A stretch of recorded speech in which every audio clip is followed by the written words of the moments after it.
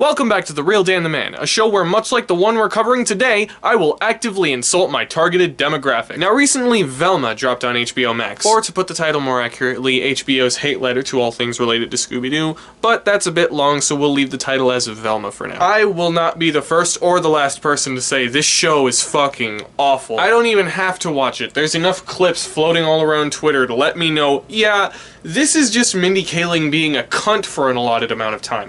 Yeah, it's code for adults who still watch cartoons. You should kill yourself now! What can be said about Velma that hasn't already been said by every other person on YouTube? Like, fucking, congratulations. You've taken the least interesting character from a franchise that's over half a century old and made a less interesting show out of her. You filled that god-awful show with quote-unquote meta humor on the same level as a 14-year-old's Wattpad Deadpool fanfiction. You made a show so objectively bad that liberals and conservatives unite in values for the first time in decades to say how terrible it is. Congratulations, here's your prize. It's a Lego. Fucking step on it. Whoa, fucking hell. Hi, Velvet. Hello.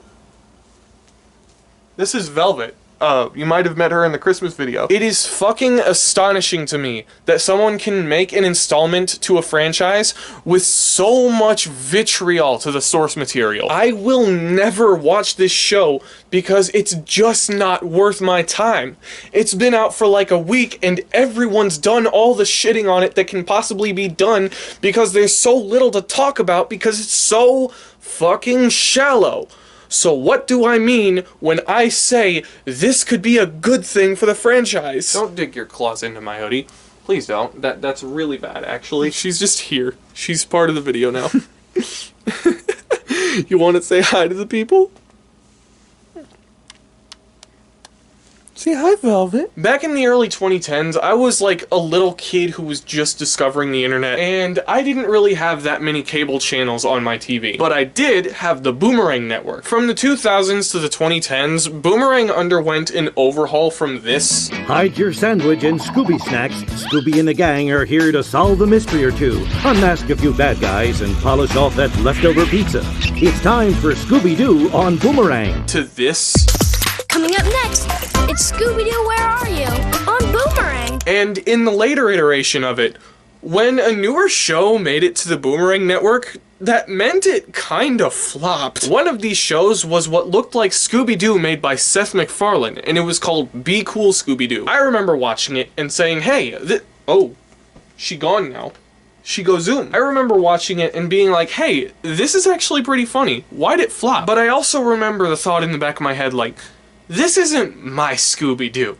This isn't what these guys are supposed to look like. But since Velma came out, the bar has gone from the ankle to the basement. We've officially seen the absolute worst that the Scooby-Doo franchise has to offer. And now that we have this new metric for what the worst of the franchise is, it's making people go back and reevaluate how they judged shows like Be Cool Scooby-Doo. Now people are going back and realizing that Be Cool was one of the most well-written and funniest iterations of this franchise ever. Okay. I'll ask you this one simple question, and I expect a simple answer. Are you an alien? Nope. Good enough for me. Like, you ever notice when you solve a mystery and stop a ghost, the cops always say, "Great work, kids." Why does no one say, "Yeah, and horrible job, officers"? What, are people just hanging around waiting for a band full of teens to show up before giving 911 a shot? That's very true. The best security is looking like you don't need any.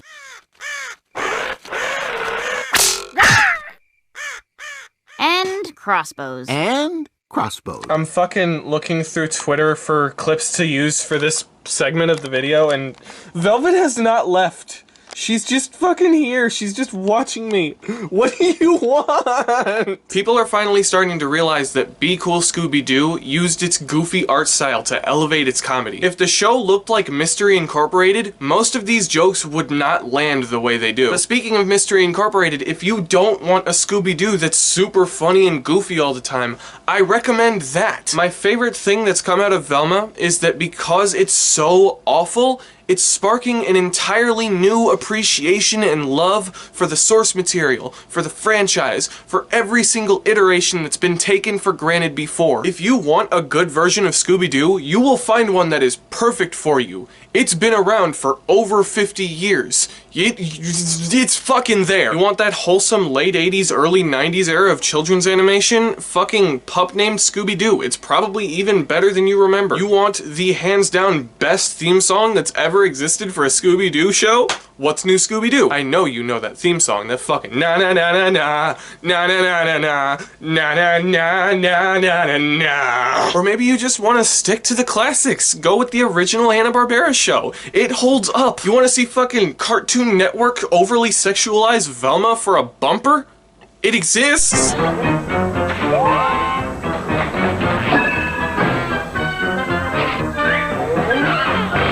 And for anyone saying, oh, she's 15, she's in high school, bitch, she has been 15 since 1969. She is older than all of your mothers.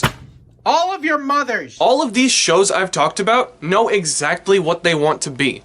Velma does not. Hell, Velma can't even decide whether it wants to be right or left-leaning on the political spectrum. Exactly. I spit truth without a filter, like every comedian before #MeToo. Who makes a fucking joke about the Me Too movement? Big fucking shocker. Mindy Kaling implying that #MeToo ruined comedy. The same Mindy Kaling who openly admitted to kissing someone without their consent on set and then threatened to fire people who said anything about it. She was just supposed to be like, what do you think, Mindy? And I was like, and I looked around, and I improvised just kissing him in the scene, which was not in the script.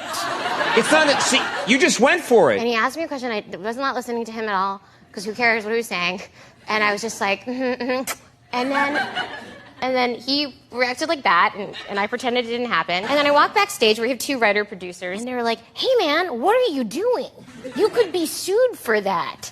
And I got very scared, and then I said, tell anyone and you're fired. #MeToo. The worst part is this isn't even a joke, and that's not some kind of, oh, that's really dark, you shouldn't joke about that. No, that's not what this is. This is objectively not a joke. A joke is setup, misdirection, and punchline. This sets up a joke and doesn't deliver on it. It's like if Family Guy didn't have cutaway gags, but kept all the same dialogue. He's meaner than a shifty salesman.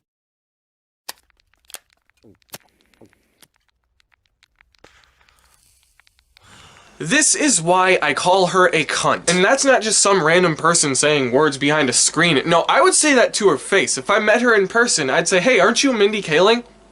Yeah, you're a bit of a cunt. And then I'd walk away. Even Grey Delisle is dunking on this show. It's fucking magnificent. If you walk away from this video having learned anything, I want it to be that Scooby-Doo is a very good franchise with a lot of diamonds in the rough that you should absolutely check out because you will enjoy something. And if you don't enjoy anything you see from Scooby-Doo, you're probably a very cold and jaded person and you scare me. Goodbye. Thanks for watching, and get the hell out of my house. Kill yourself. The fuck? You should really kill yourself. I got a little bit of that anal cream for your asshole.